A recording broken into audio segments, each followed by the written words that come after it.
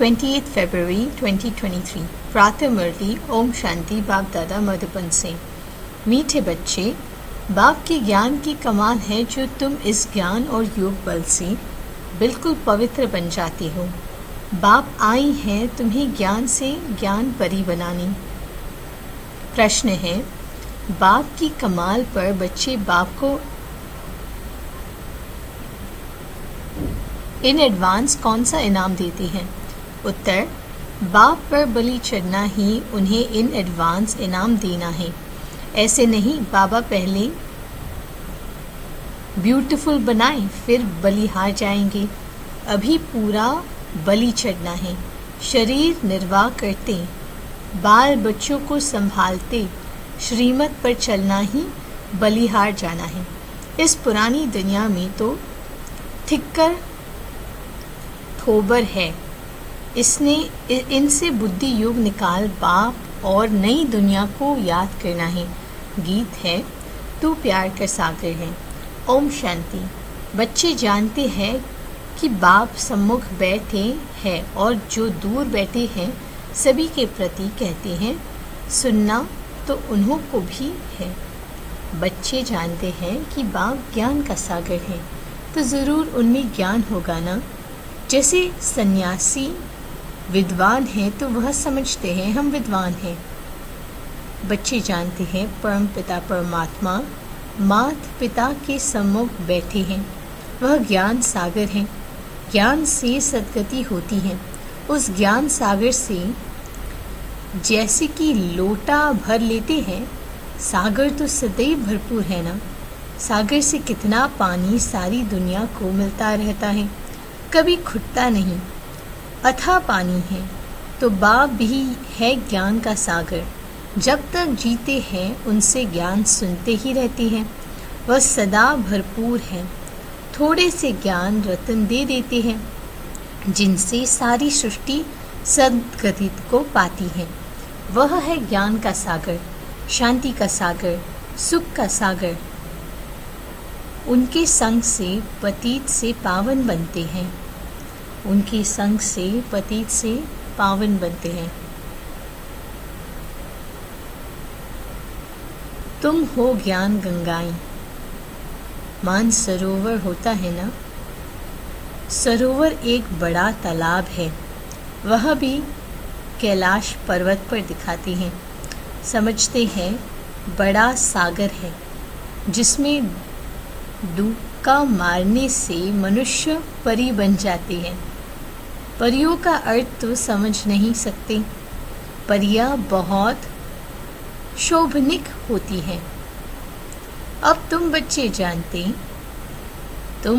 जानते हो बाप हमको यह ज्ञान स्नान कराएं, ऐसा सुंदर शोभनिक ज्ञान परी बनाते हैं। वहाँ तो नेचुरल ब्यूटी होती है। यहाँ काजल क्रीम आदि लगाए श्रृंगार करते हैं। यह है आर्टिफिशियल ब्यूटी। तत्व ही तमो प्रधान है। वहाँ तत्व भी सतो प्रधान होते हैं।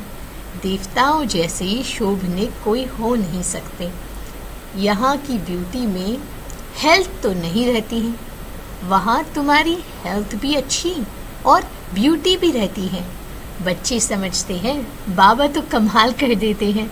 मनुष्य बड़े बड़े मार्बल की मूर्तियाँ बनाते हैं अथवा अच्छे आर्ट से चित्र बनाते हैं तो उनको बहुत इनाम मिलता है। अब विचार करो, बाप ज्ञान और योग बल से हमको क्या से क्या बना देते हैं। यह तो बाप कमाल करते हैं। ज्ञान और योग की कितनी बड़ी बलिहारी है। ज्ञान और योग की कितनी बड़ी बलिहारी है। कमाल है। बाबा के ज्ञान बल से आत्मा बिल्कुल ही पवित्र हो जाती है। 5 तत्व भी प्योर हो जाते हैं जिससे नेचुरल ब्यूटी रहती है। नई दुनिया और पुरानी दुनिया में फ़र्क तो रहता है ना। हर एक चीज़ सतो प्रधान सतो रजो तमो होती है। दुनिया भी ऐसे होती है। जैसे जैसे मनुष्य ऐसे फिर उनके लिए वैभव रहते हैं।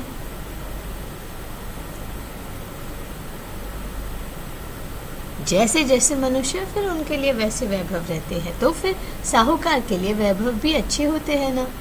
गरीब के पास ठिक्कर ठोबर होते हैं। तो इस पुरानी दुनिया में भी ठिक्कर ठोबर है, नई दुनिया में सब कुछ नया होगा। तो कितना मोस्ट बिलवड बाबा है, उसकी हम महिमा करेंगे। बाबा खुद तो नहीं कहेंगे मैं कितना मोस्ट बिलवड हूँ। बच्चे बाबा की महिमा करते हैं। बाप कहते हैं मैं तुमको ज्ञान योग से क्या बनाता हूँ। बाबा को फिर क्या इनाम मिलता है? इन एडवांस ही बाबा को इनाम देते हैं, अर्थात उन पर बलि चढ़ते हैं। गाते भी हैं तुम पर बलिहार जाऊं, तो ज़रूर इन एडवांस बलिहार जाएंगे ना। जैसे थोड़े ही पहले बाबा ब्यूटीफुल बनावे, फिर बाद में तुम बलिहार जाएंगे। अच्छा, बाबा कह रहे ऐसे थोड़ी कि पहले बाबा ब्यूटीफुल बनाए फिर बाद में तुम बलिहार जाएंगे। बलिहारी भी पूरी चाहिए, वह भी राज समाया हुआ है। तो ये राज है, जो पहले बलि चढ़ा वही ब्यूटीफुल बनेगा। ऐसे नहीं कि सभी बाबा के पास आकर बैठ जाना है। ऐसे नहीं कि सभी बाबा के पास ले आकर बैठ जाना है। तुमको श्रीमत पर चलना है। वह है सर्व आत्माओं का बाप। उनको आत्माओं का रचयिता नहीं कहेंगे। बाबा को आत्माओं का रचयिता नहीं कहेंगे, सृष्टि का रचयिता व स्वर्ग का रचयिता कहेंगे। आत्मा का ना विनाश है ना क्रिएशन है हम अविनाशी। बाकी आत्मा और यह खेल तो अनादि है। तो बाबा है सृष्टि का रचयिता व स्वर्ग का रचयिता, परंतु इस समय पुरानी दुनिया को नया बनाते हैं, चेंज करते हैं। शरीर तो विनाशी है। बाबा अब हमारी कितनी आयु बढ़ाते हैं, बेहद की आयु बन जाती है। वहाँ एवरेज 150 वर्ष आयु रहती है, यहाँ तो कोई की 1 वर्ष भी आयु रहती है, कोई की 1 मास भी नहीं चलती। जन्मा और मरा, वह ऐसा नहीं होता। बाबा कहते हैं वहाँ ऐसा नहीं होता, सबकी आयु बढ़ी रहती है। कायदे अनुसार जल्दी से बर्तन टूट नहीं सकता। कायदे अनुसार जल्दी से बर्तन टूट नहीं सकता। तो बाप समझाते हैं अब बहुत मेहनत करनी है। तुम सिर्फ शिव शक्ति सेना बाप के मददगार हो। तुम समझते हो इस समय रावण राज्य है, सब विकारी हैं। उन विकारियों से सन्यासी अलग हो जाते हैं, फिर सृष्टि रची नहीं जाती।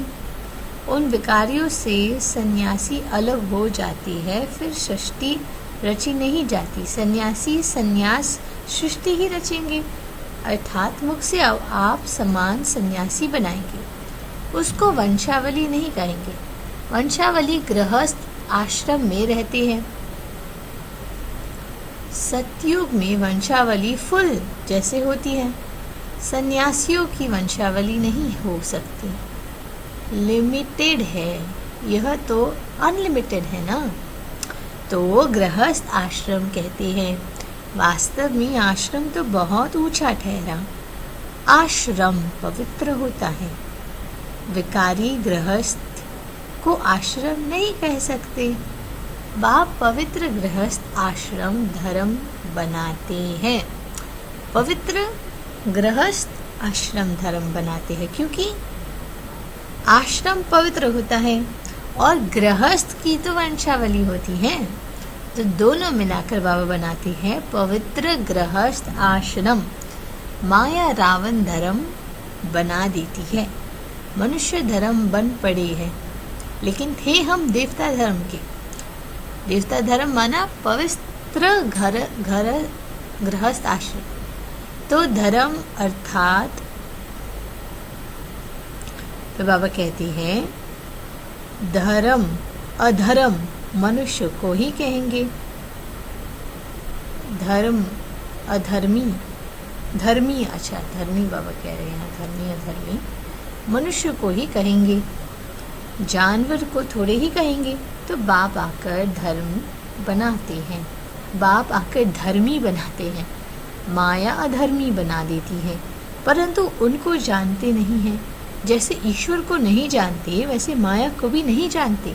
परमात्मा के लिए कह देते हैं सर्वव्यापी है, परंतु सर्वव्यापी तो 5 विकार है।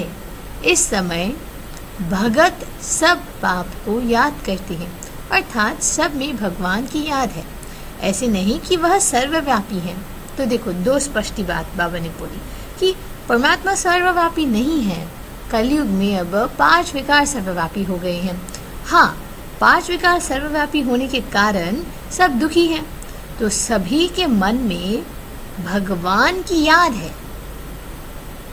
तो बाप को तो सब याद कर रहे हैं, अर्थात सब में भगवान की याद है, लेकिन वह सर्वव्यापी नहीं है। 5 विकार ही दुख देते हैं, तो भक्त भगवान को याद करते हैं, बहुत दुखी हैं, फिर कह देते हैं दुख सुख भगवान ही देते हैं।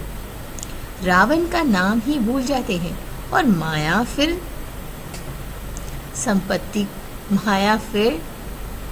संपत्ति को समझ लेते हैं। अब कहते हैं रावण का नाम ही भूल जाते हैं और समझ लेते हैं कि दुख सुख भगवान देता है, लेकिन वास्तविकता में तो ये माया रावण राज्य है। तो माया फिर संपत्ति को समझ लेते हैं। संपत्ति तो धन को कहा जाता है ना। इस समय सभी मनुष्य माया रावण के मुरीद है। तुम आकर ईश्वर के मुरीद बने हो। वह रावण के दुख का वर्षा लेते हैं, तुम बाप से सुख का वर्षा लेते हो। बाप आकर के माताओं को गुरु पद देते हैं। यह कहती है पति स्त्री का गुरु है, परंतु वह तो और ही पति है। अच्छा, परंतु वह तो और ही पति बना देते हैं। द्रौपदी ने भी कहा ना हमारी लाज रखो। अब बाप कहते हैं इन कन्याओं द्वारा ही उद्धार करूँगा। कन्या का गायन है, कुमारी वह जो पियर और ससुर घर का 21 जन्मों के लिए उद्धार करे। इस समय तुम कन्याएं बनती हो ना, माताएं भी कुमारी बन जाती हैं। ब्रह्मा कुमार कुमारियाँ हो ना, तो इस समय की तुम्हारी महिमा चली आती है। कुमारियाँ ने कमाल की है, बाप ने ही कुमारियों को अपना बनाया है, तो नाम बाला करना है। बाप ने कुमारियों को अपना बनाया है, इसलिए नाम बाला करना है। माताएं भी ईश्वरीय गोद ले कुमारी बन जाती हैं, तो कन्याओं की महिमा को अपना बनाया है, तो नाम बाला करना है। माताएं भी ईश्वरीय गोद ले कुमारी बन जाती हैं, तो कन्याओं की महिमा वैसे तो सिर्फ गायन मात्र है। अब फिर प्रैक्टिकल में तुमको बाप जगाते हैं। बाप ने कुमारियों को अपना बनाया है। सीधी सीढ़ी चढ़ फिर उतरना मुश्किलात हो जाती हैं। अच्छा, सीढ़ी चढ़ फिर उतरना मुश्किलात हो जाती है। अभी भी देखते हैं तो कहते हैं ना, नाहिक शादी की, फिर बच्चे पैदा होने से मोह की रंग जुट जाती हैं। तो बाप समझाते हैं आधा कल कन्या को शादी कराया, विकारी बनाया है। अभी बाप आया हुआ है, कहते हैं पवित्र बनो। देखते हो पवित्रता में सुख भी है तो मान भी है, पवित्रता में सुख भी है तो मान भी है। सन्यासियों का कितना मान है, बंधन मुक्त हो जाते हैं। वह है पवित्रता का बल, वह कोई योग का बल नहीं है। देखो, वो सिर्फ पवित्रता का बल है, लेकिन बाबा में दोनों पवित्रता का बल और योग का बल देते हैं। योग बल सिर्फ तुम्हारे पास है, उन्हों का तो है तत्व से योग। जहाँ रहते हैं हम 5 तत्व की दुनिया में रहते हैं, तो उनका तत्व से योग है, लेकिन बाबा हमें पार लेके जाते हैं। परम धाम का मालिक स्वयं आकर हमें वापस घर ले जाता है। तो इसलिए बाबा कहते हैं जैसे 5 तत्व है, वैसे वह फिर 6ठा तत्व है। उनको ब्रह्मा ब्रह्म ईश्वर कह देते हैं, इसलिए उसका योग आर्टिफिशियल है। उस योग से विकर्म विनाश नहीं होते हैं, इसलिए गंगा स्नान करने जाते हैं। अगर निश्चय होता कि योग से पावन बनते हैं तो फिर गंगा स्नान नहीं करते। इससे सिद्ध होता है कि उन्हों को योग कायदे के विरुद्ध है, उनका योग कायदे के विरुद्ध है। जैसे हिंदू कोई धर्म नहीं है, वैसे ब्रह्म भी कोई ईश्वर नहीं है। लेकिन देखो ये बात समझ में आ गई कि जब योग ईश्वर से लगता है तो उससे विकर्म विनाश होते हैं। और गंगा में हम स्नान इसलिए करते हैं क्योंकि गंगा को माना गया था कि गंगा जब शिव के जटाओं से जब गंगा निकली तो वो पवित्र है, क्योंकि वो शिव की जटाओं से निकली है। तो देखा जाए तो जो चीज़ हमने शिव से कनेक्ट की उसको हमने पवित्र बनाने का साधन मान लिया। लेकिन वास्तविकता में योग का बल वो गाया जाएगा, माना योग में पवित्र इसी रीति से होते हैं जब आत्मा शिव से जुड़ती है। तो भक्ति में भी जो चीज़ शिव से जुड़ी है उसी को हमने पवित्रता का माध्यम मान लिया। लेकिन सच्चा पवित्रता का सागर परम पिता ही आत्मा को पतित से पावन बनाता है, तो उनसे योग हमें पतित से पावन बनाएगा। फिर बाबा कहते हैं रहने के स्थान को ईश्वर समझ लेते हैं। तो बाबा रहते हैं ब्रह्म लोक में, पर ब्रह्म तत्व को याद करने से कुछ फायदा नहीं होगा। उस घर के मालिक को याद करना है। जब याद होगी, और याद माना क्या, याद माना उस मालिक को अपने साथ रखना। तो ये बहुत ही इंटरेस्टिंग बात है, क्योंकि जो चीज़ें तत्वों से परे हैं उसको हम फिजिकल रीति से नहीं ले सकते। बाबा की याद माना बाबा का साथ। और मुरली में बाबा ने कही रास की बात कही है, ध्यान से सुनिएगा, कि जो बाप के साथ रहेगा वही पतित से पावन बनता है। तो पतित पावन करने वाला बाप है। और जो बाबा की याद में रहेगा, याद में रहना माना उस अनुभव करना, उसका साथ, परमात्मा का साथ अनुभव करना, तो फिर आप भी बन जाओगे मास्टर पतित पावन। लेकिन बस घर को याद करने से कुछ नहीं होने वाला, क्योंकि घर को याद करने से वो साथ कहाँ। इसलिए बाबा कह रहे हैं कि रहने के स्थान को ईश्वर समझ लेते हैं, यह बाप आकर समझाते हैं। तो कुमारियाँ समझा सकती है, हम बीके इस भारत को स्वर्ग बनाते हैं, वर्ल्ड ऑलमाइटी अथॉरिटी राज्य बनाते हैं। बाप कहते हैं माताओं का नाम बहुत बाला करना है, पुरुषों को इसमें मदद करनी चाहिए। यह पवित्र रहना चाहती है तो पवित्र रहने दो, ईश्वर परमात्मा कह रहा है। तो बाप आकर पहले माताओं और कुमारियों को ज्ञान देकर अपना बनाते हैं। शिववंशी तो सब है, शिववंशी तो सब है ही, फिर ब्रह्मा कुमार और कुमारियाँ बनते हैं। कुमार भी है परंतु थोड़े हैं, कुमारियाँ जास्ती हैं। तुम्हारे यादगार का मंदिर भी यहाँ एक्यूरेट है। मनुष्य समझते हैं विकार बगैर सृष्टि कैसे पैदा होगी।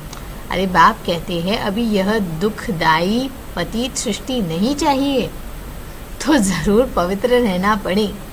गवर्नमेंट भी कहती है पैदाइश कम हो, क्योंकि वह समझते हैं इतना अन्न कहाँ से आएगा।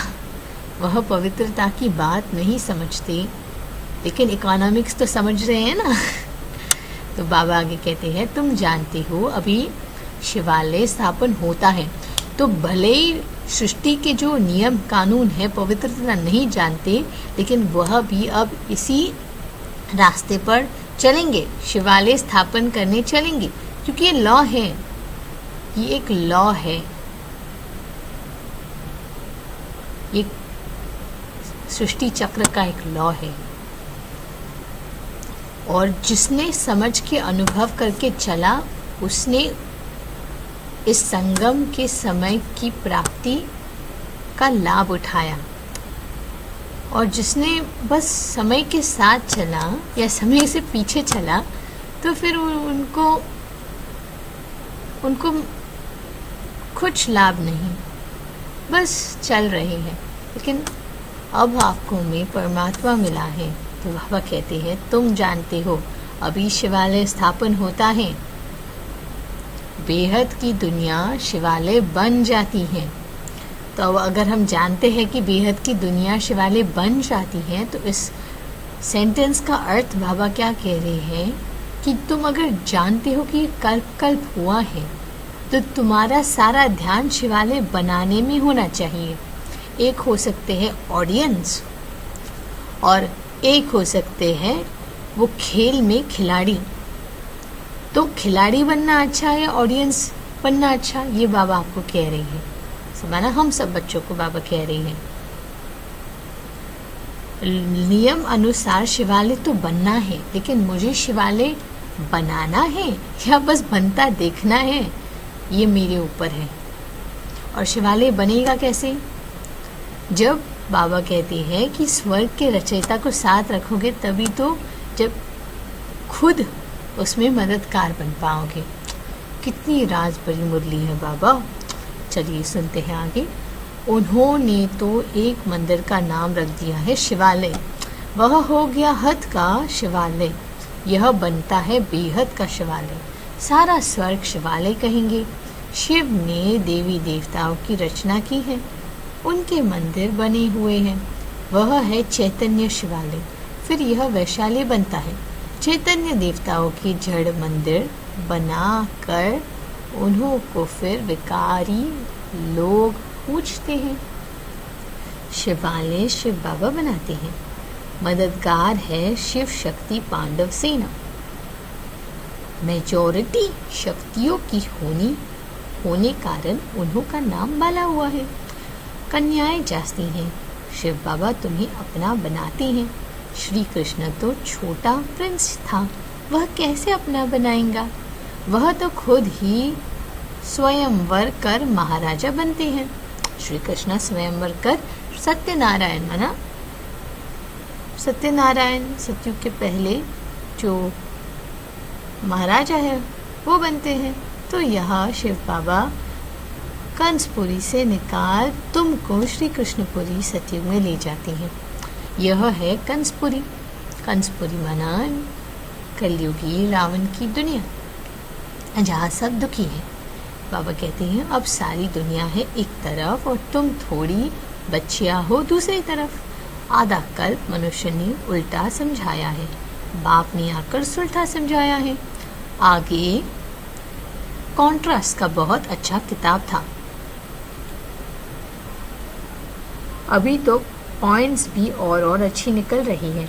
बाप कहते हैं दिन प्रतिदिन तुमको बहुत गुह्य बातें सुनाता हूँ।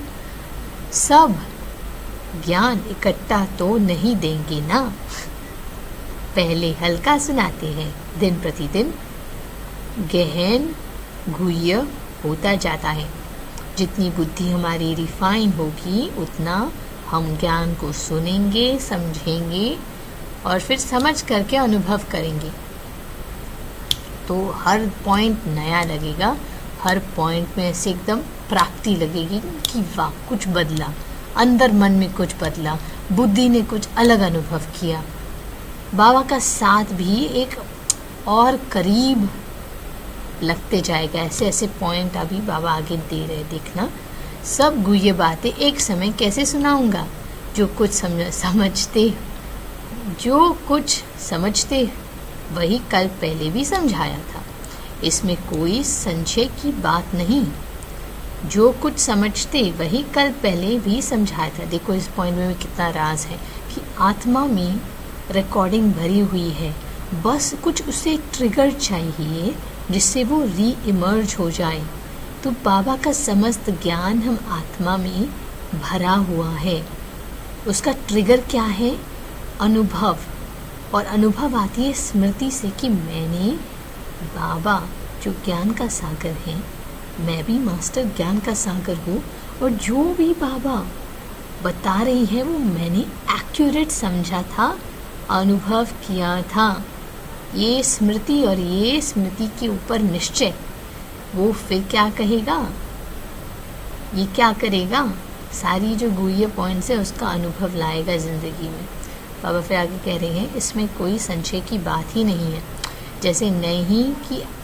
ऐसे नहीं कि आगे तो बाबा ऐसे कहते थे, अभी फिर से ऐसे कहते हैं, और पहले तो पहला क्लास था। तो बाबा देखो कह रहे हैं कि कोई पॉइंट को लेकर पकड़ मत जाओ, रुक मत जाओ। अर्जुन, बहुत पॉइंट है जो और निकलती रहेगी। अभी तो फिलहाल अव्यक्त मुरली में ज्ञान बहुत रिवाइज हो गया है, पर साकार मुरली में भी अभी अलग अलग तरीके से पॉइंट्स अनुभव होंगी। इससे बाबा कह रहे हैं जब तक जाएंगे बाबा सुनाते रहेंगे। बाबा कहते हैं जब तक जिएंगे बाबा सुनाते रहेंगे। जब तक जीना है तब तक पढ़ना है। बाबा ने कुछ गुह्य राज सुनाया है तो फिर बताएंगे। अभी हम पढ़ रहे हैं उन शक्तिवान दियों की भी शास्त्र कंठ रहते हैं।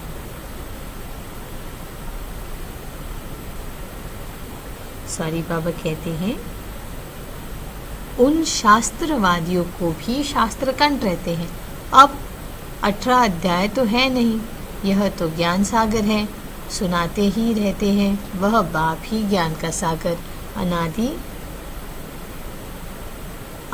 वह बाप ही ज्ञान का सागर, आनंद का सागर, शांति का सागर है। इस दुनिया में तो कुछ भी नहीं है, न प्यार है न सार है। वह तो सब बातों का सागर ही सागर है। तो इस दुनिया में बाबा ने साफ कर दिया कि इस दुनिया में ना प्यार है ना सार है। वह बाप में ही सब सागर ही सागर है। बाप का है परम धाम में। तो बुद्धि को, इसलिए बाबा कह रहे इशारा से बोल रहे कि बच्चे वो बुद्धि को अब उपराम परम धाम में रखो। मनुष्य कहते हैं वह सर्वव्यापी है, हम भी वही है, लेकिन उसकी तो महिमा बड़ी ज़बरदस्त है। सभी भक्त साधु आदि उनको याद करते हैं। दुखी है तब तो कहते हैं वापस निर्वाण धाम में जाएंगे। तो जब निर्वाण धाम का मालिक आए तब ही तो ले जाएगा। स्वर्ग की सौगात बच्चों के लिए बाप ले आते हैं, खुद स्वर्ग का मालिक नहीं बनते हैं। बाप देते हैं स्वर्ग की सौगात, फिर रावण आकर दुख देते हैं। दुख को सौगात नहीं कहेंगे। स्वर्ग के सौगात की चाबी ही है कन्याओं को। कन्याएं भारत को स्वर्ग बनाती हैं। कन्याएं अपने मित्र संबंधियों को भी समझा सकती हैं। हमने पारलौकिक माता पिता की गोद ले ली। अच्छा, मीठे मीठे सिकलते बच्चों प्रति माता पिता बाप दादा का याद प्यार और गुड मॉर्निंग। रूहानी बाप की रूहानी बच्चों को नमस्ते। धारणा के लिए मुख्य सार है। पहला, गृहस्थ को आश्रम अर्थात पवित्र बनाना है। पवित्रता में ही बल है, पवित्रता की ही महिमा है, पवित्रता का ही मान है। इसलिए योग बल और पवित्रता का बल जमा करना है। योग बल और पवित्रता का बल जमा करना है। दूसरा, मोस्ट बिलवड एक बाबा है, उस पर पूरा बलि चढ़ पुरानी दुनिया से बुद्धि निकाल देनी है। मोस्ट बिलवड बाबा है, इसलिए उस पर पूरा बलि चढ़ और पुरानी दुनिया से बुद्धि निकाल देनी है। वरदान है, रूहानी आकर्षण द्वारा सेवा और सेवा केंद्र को चढ़ती कला में ले जाने वाले योगी तू आत्मा भव।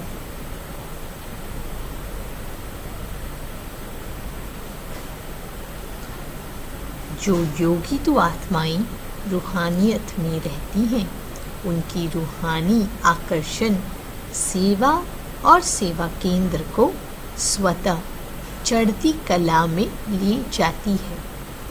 योग युक्त हो रूहानियत से आत्माओं का आह्वान करने से जिज्ञासु स्वतः बढ़ते हैं। इसके लिए मन सदा हल्का रखो, किसी भी प्रकार का बोझ नहीं रहे। दिल साफ, मुराद हासिल करते रहो तो प्राप्तियां आपके सामने स्वतः आएंगी। अधिकार ही आप लोगों का है। परमात्मा कहता है कि अधिकार ही आप लोगों का है, तो केवल बस रूहानियत में रहकर रूहानियत से आत्माओं को योग युक्त होकर आह्वान करना है। स्वतः ही जिज्ञासु अपने आप आएंगे और जो उन्हें चाहिए उन्हें परमात्मा से मिलेगा, क्योंकि आप निमित्त बन जाएंगे। बाबा अपना काम करेंगे, हम बस सदा हल्का और रूहानियत में रहने का अपना काम करें। स्लोगन है, परमात्मा ज्ञानी वह है जो सर्व बंधनों एवं आकर्षणों से मुक्त है। ये कितनी को ये बातें हैं। परमात्मा ज्ञानी वह है जो सर्व बंधनों एवं आकर्षणों से मुक्त है, क्योंकि परमात्मा ही सर्व बंधनों एवं आकर्षणों से पार है। तो जो परमात्मा ज्ञानी है वह सर्व बंधनों एवं आकर्षणों से मुक्त है। ओम शांति।